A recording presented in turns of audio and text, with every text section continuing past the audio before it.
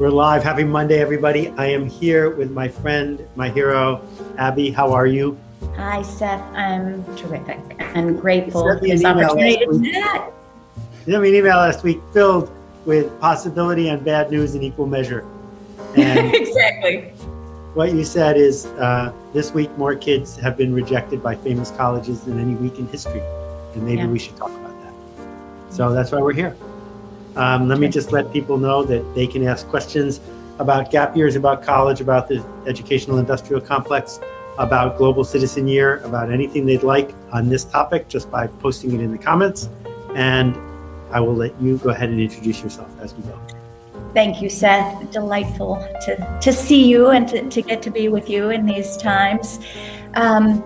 I'm Abby Fallick, the founder and leader at Global Citizen Year, and I've been on a mission ever since I finished high school and felt like I'd been running on a hamster wheel with a sense of purpose that was given to me extrinsically. It was like, your job is to be a good student and get into college. And I did, so I sort of won the brass ring by getting myself into Stanford, but I remember at the time this profound sense that something was missing in my education, that the things that I most wanted to learn were not available to me in a classroom, and that there was no encouragement to pause, to take some time between high school and young adulthood to step back in the way that cultures and religions around the world have encouraged for generations, to reflect on who I was and who I was becoming, what broke my heart, what my purpose could be, what gets me up in the morning when there's no alarm clock or syllabus to follow.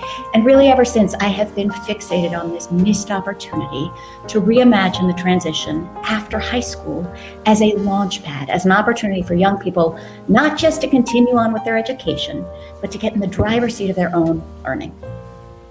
So you know that I've been ranting about this for a while. I'm going to tell two stories that happened just last week. The first one was an acquaintance sent an email to every single person he knew, and it said, my child is graduating after 5 years at a famous Northeastern university. You can guess the name because I just said it. And they're looking for an internship, an entry-level job in marketing. Will you please help them? And I'm like, so 12 years of school and $250,000 of that, and this kid who wants to go into marketing needs that to happen? The way you get into marketing is you do marketing. And the way you get started with just about anything that isn't surgery is by doing it because you want to do it. And the thing that is heartbreaking is when you say to a kid, and that was the second conversation, I'm graduating in 3 months, they ask, what should I do to get started?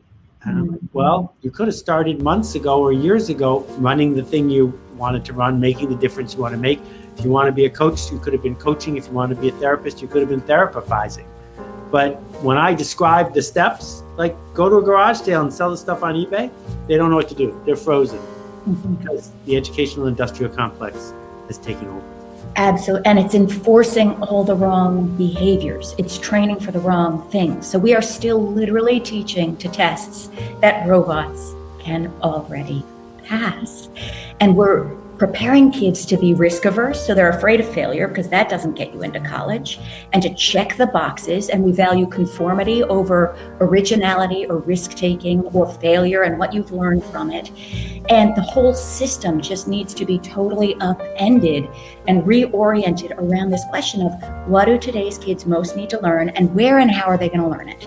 And it's not in a traditional classroom context or studying for the SATs. Yeah, I mean, there's a tiny percentage that are, but it's a tiny percentage, the same number that maybe should become, I don't know, professional barbecue restaurant owners. There's a group of people, but it's not everyone. So I want to blame the parents more than I want to blame the kids. And there is no window sticker that I am aware of that says, I'm really happy because my kid is well-grounded, right? The window sticker says Tiny Tufts University on it instead, because the race for status, which begins well-meaning, ends up backfiring. And the second part is this whole notion of, will this be on the test? Yeah. And you mentioned that, and I've been ranting about that for years. If we teach kids that will this be on the test is the right question, we've just defined their whole life in a way that is really heartbreaking. So questions are coming in, which is really good. And I'm just going to throw this one on from Juan David. I think it might be more for me, but let's see.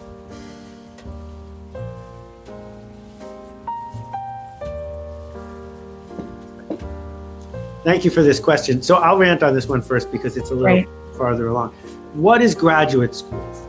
So graduate school for 500 years was for people who were going into religion or for people who were wealthy and weren't in any hurry to go get a real job. And I am thrilled that the canon evolved because of academics who had the time to dive in deep. But master's degrees are not to be confused with vocational training, because vocational training, unaccredited but proven, makes a big difference. If you want to get good at marketing, there are ways that you can do the work without having necessarily a big job. And if you want to be a programmer, well, your graduate training should be programming, not going to get a master's in computer science. Because a master's in computer science at Carnegie Mellon worth a lot if your goal is to be a professor of computer science. So what I push back on people, and I know you've done such a good job of leading this, is what do you want to feel like at the end of a good day? Because if you want the feeling that a professor gets at the end of a good day, go pursue that. But if not, I think you should stop hiding. Beautifully said. I have this notion that I know is true from lived experience, but that a good student learns from any teacher. And at some level, the credential and the context for your learning matters so much less than how you approach it. Do you know what question you're trying to ask and answer? You've got to have a question about yourself and a question about the world and what you're going to do at the intersection of those two things, because the world needs us now, solving, meeting meaningful, challenging problems, not just following in line like excellent sheep. And the other question that we reinforce with the students who come through Global Citizen Year, in addition to define your questions, is find your teachers. What are you looking to learn, and who has been where you're going that has something to teach you about who you're becoming? Find the people whose wisdom and clarity lights you up, and where there's this magnetic pull because you feel this sense, as I do with you, Seth, I've got something to learn from this other human. Those are your teachers. They may be living, they may be dead, they may be famous, they may be young. Define your questions and find your teachers, and you'll find your way to a more meaningful life. And so now the parent in each of us says, but aren't I depriving my child of a credential that they're going to regret for the rest of their life? I think the credential is going to matter less and less. And you don't have to look farther than the Varsity Blues scandal to see that parents are buying their way into elite admissions. Yep. And you have leading employers now waiving the requirement that you even have a college degree. At Google, you can take a set of online certificates for $250, and they will look at it as equivalent to having gone to college. Now, I think there's a real problem if we equate those online certificates with learning and education. But it is absolutely the case that you can be resourceful and take initiative and learn the things that you need to learn to develop a skill set that gets you employed. Now, what's missing there are all of the other things that an education could and must be able to provide around agency and empathy and a sense of purpose and becoming compassionate and learning to practice things. Those aren't going to happen in the online boot camps. But there has never been a time in history when more opportunities for learning that's aligned with your values and your purpose are accessible to you online. And increasingly, we're going to find ways to give credentials for that. Yeah. So I want to just chime in on the Google thing one little bit, which is Google's lying about one element of this, which is that it's going to be equivalent if you have that certificate. What's going to give you an advantage, actually, is show me your GitHub. Show me your commits. Yes. Show me your contributions to this open source community. Show me how you raised $100,000 for a charity you care about. Show me the interface you built. Our work is our credential. Yep. And as we've fractionalized things where you're not just some middle manager, and one of the books that I have that almost no one in the world has, and I should just get around to reprinting it, this book right here, which I always have on my desk, I didn't save this special. This is called Constructive Talks to Pivot Men, and the inside of it is absolutely gorgeous. But the funniest part is not that the author's name is Seth, which it is, but that Seth Siders was Al Capone's accountant. And Al Capone's accountant made this training book in which people whose only job was to be the equivalent of Google Docs today we're told how to be a middleman, right?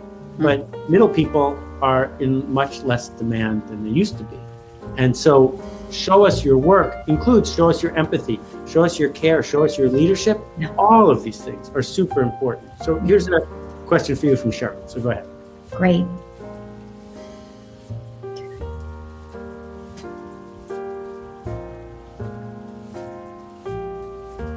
Ah, what a beautiful question, Cheryl.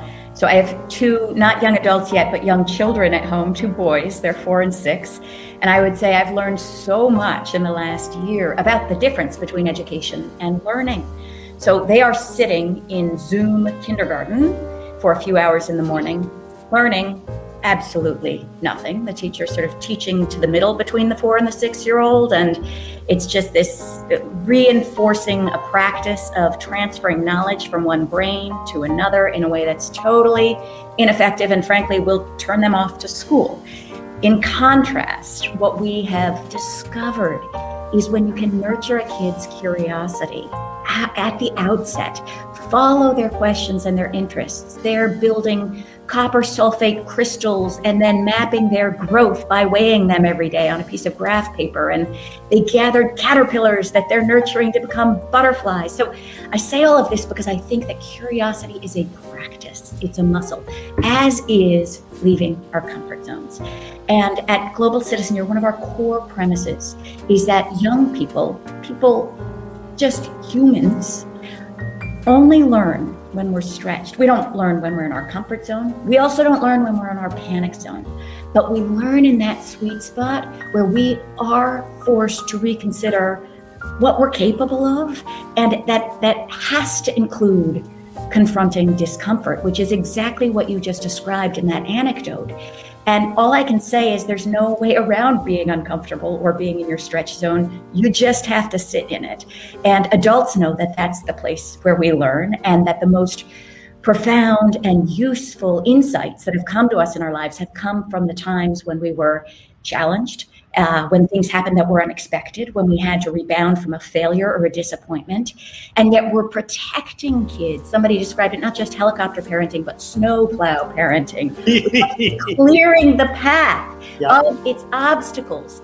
I mean, if there isn't a better example of how we are actually preventing young people from being equipped to thrive, that's it. We don't have to look any further. So get them out into the woods, running around, feeling uncomfortable, and then reflecting on what did they learn, and how can that inform their ability to take a risk or make the harder choice next time. It's a muscle. Risk-taking is a muscle. Beautifully said. I think that the phrase appropriate risk is super important. So how old does your kid have to be before you put a bag of groceries on the counter and a cookbook and leave the house and say, make it? How old? Right? 4, 5.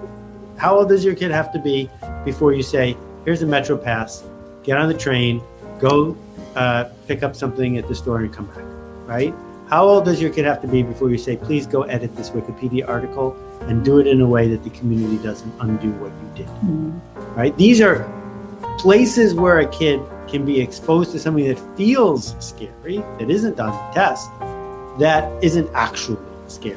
And if you're worried about taking the subway, well, then you can wait on that one. But, watching a kid build a pneumatic potato can without a kit is fundamentally different than handing them a kit. And one of the heartbreaks of that I've seen is the pivot that Lego did to stay in business. Lego had a bunch of precepts, and one of the precepts is every piece of Lego must do multiple things. And that idea that there were no instructions with Lego led them to bankruptcy. And it was only when someone figured out that they should make Lego kits in which there was a picture and a right answer that Lego was saved. And I think that that's really interesting. Oh, it's a metaphor for our entire educational complex, Seth. That's exactly how we're approaching things, is build the Lego kit as opposed to figure out what you can make. Exactly. So here's one from Omar. Thank you for the work you're doing, Omar. Omar's a product manager, and he's trying to change how education is delivered and consumed. But how do you face a Goliath like the broken education system? Well, we've seen Goliaths be faced before. That AT&T faced down Western Union. Western Union was the end of the road. Google faced down Yahoo. Yahoo was the internet. Yahoo faced down AOL. AOL was online. these things always happen the same way. And the way that they happen is you shun the non-believers and find the few who want to follow you. So Abby shows up and she says, I've got this really cool thing that can enable people to transform their future. And yet fewer than 1% of all of the high school/college kids in the country have ever signed up for Global Citizen Year. Fine. Because the only way to get to 1% is to get to 0.5%. The only way to get to 2% is to get to 1%. Shun the non-believers. You want to chime in on this one, Abby? Yeah, I just think we are living in this historical transition where one era has ended and the next hasn't yet begun, and everything's up for grabs. So there has never been a richer time to be entrepreneurial and bold. And it is truly the case that we will create the future by creating it.